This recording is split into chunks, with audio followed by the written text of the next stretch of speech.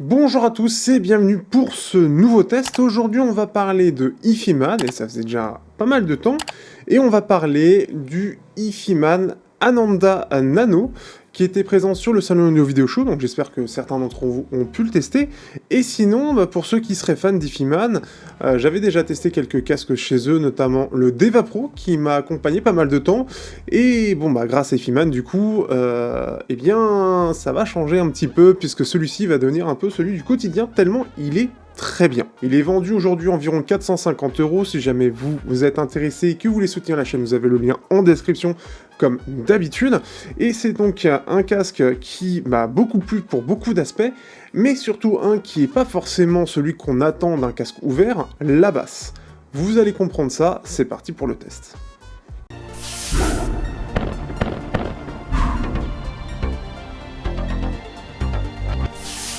Au niveau du design, clairement pour moi, mais c'est déjà le cas depuis pas mal de temps, Ifiman sort donc le grand jeu avec quelque chose qui est très grand. Clairement par rapport à ma tête, et vous allez le voir, c'est vraiment grand, ça prend vraiment tout, jusque quasiment au bas du visage, donc clairement, au niveau des oreilles, clairement, vous n'aurez pas de problème, de sensation que l'ensemble est trop petit, à part si vous avez très très grandes oreilles, mais là, ça va être compliqué, on va être sur quelque chose qui va être très confortable. On a quelque chose qui tient bien sur les côtés, qui sert plutôt bien, ça m'a pas gêné outre mesure dans tous les cas. On va avoir toujours un système un peu basique pour pouvoir agrandir, donc avec ce système de cran qui fait assez cheap, mais en général vous en avez assez peu besoin.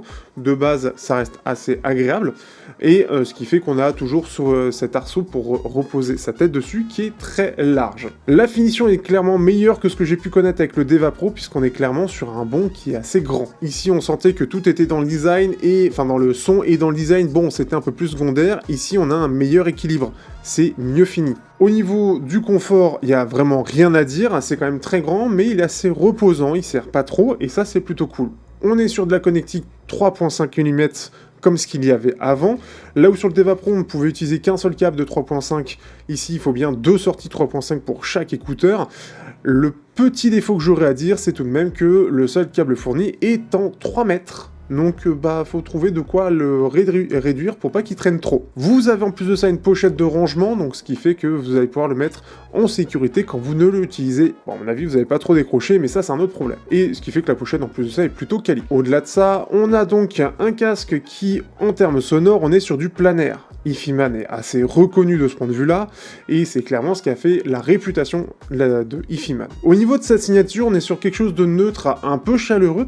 Alors, j'ai vu des tests un peu différents, j'en reparlerai un peu après, mais je m'y retrouve pas forcément dans les tests qui sont mis ici. Ce que je vais pouvoir vous dire, et j'en parlerai un petit peu plus après, face au Deva Pro, c'est que clairement, l'évolution est absolument excellente. Si vous cherchez un casque à 500 €, je peux vous dire que niveau sonore, vous ne serez pas déçus. On va avoir donc du plein air qui commence à 5 Hz, alors forcément nous on commence à 20, hein, chacun ses limites, et qui va jusqu'à 55 kHz. Donc on est très large là-dessus, mais ce qui nous intéresse, c'est surtout ce qu'on peut entendre. La signature en elle-même est légèrement chaleureuse, c'est déjà quelque chose que j'aimais beaucoup sur le Deva Pro, et ici ça continue, avec quelque chose de beaucoup plus linéaire sur la courbe. Ici on a quelque chose qui est vraiment très très bien géré, et très neutre dans l'ensemble. Je le trouve très doux, avec une scène extrêmement large. On a bien évidemment absolument aucune isolation sur ce casque, c'est du ouvert, mais on a une scène qui est extrêmement large, ça respire beaucoup, et on n'a pas de pic particulier, on n'a pas de choses particulières qui vont venir nous ternir le son, entre guillemets.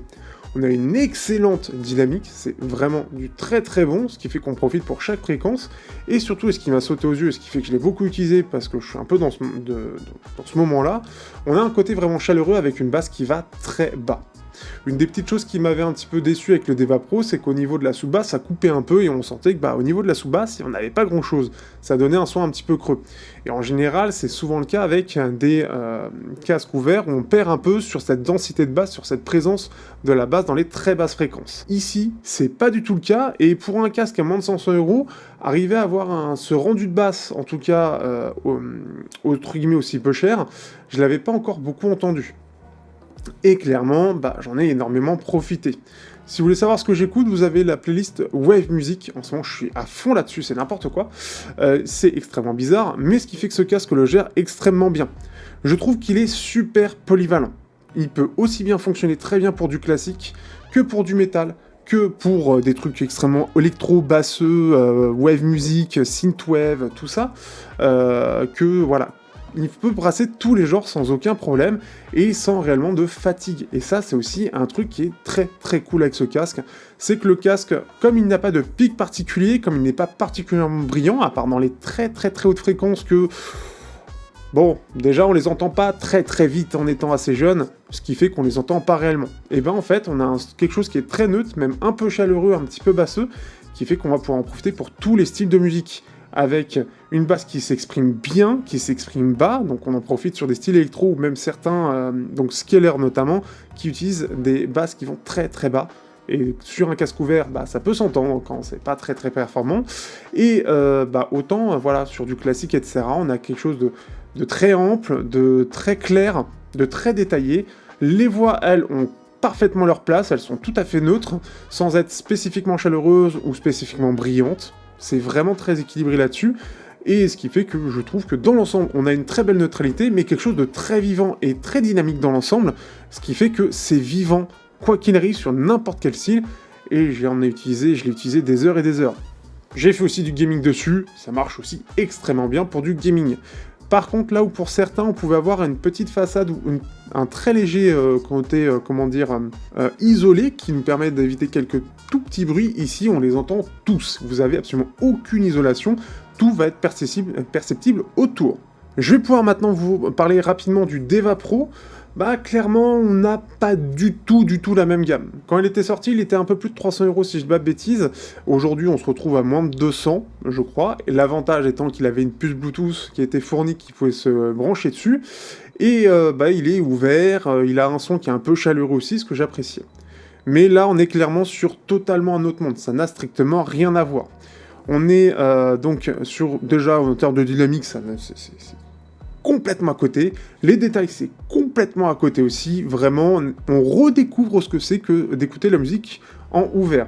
On a une scène qui est beaucoup moins large, on a un côté un peu brillant parce qu'on a un pic de brillance qui est présent. On a une basse qui, clairement, c'est pas du tout la même chose. Hein. Ça va pas très bas, c'est pas hyper vivant, c'est pas très dynamique. Bref, on se fait chier. En comparaison, on se fait chier. On a l'impression que on a pris le casque du copain là qui écoute jamais de musique et qui a pris le premier casque au premier prix. Tellement la différence, elle est immense. Donc ça, déjà, si jamais vous avez envie de faire évoluer votre casque par rapport à un SE400, enfin un 400 SE ou par rapport à un Deva Pro ou Deva, ouais, la différence se fait très largement entendre, jamais vous revenez en arrière. Autre chose aussi, j'ai comparé face au HD 620S. Alors oui, c'est la version fermée, mais c'était intéressant. Du coup, le 620S a un son qui est un peu plus clair, on sent que les extrêmes aigus s'expriment plus, ce qui fait que je trouve aussi qu'on a un son qui est un peu plus fin. Les basses sont pas spécifiquement plus présentes, et je trouve que la dynamique est même limite meilleure du côté du Hi-Fi-Man, avec une basse qui est beaucoup plus présente. Alors que normalement, le fermé permet aussi d'améliorer le rendu des basses, parce qu'elle permet d'exprimer mieux les très basses fréquences. Et là, je trouve que c'est pas spécialement le cas. On a un son qui est un peu plus analytique du côté du Sennheiser, là où on a un côté un peu plus chaleureux, un peu plus doux du côté du Hi-Fi-Man.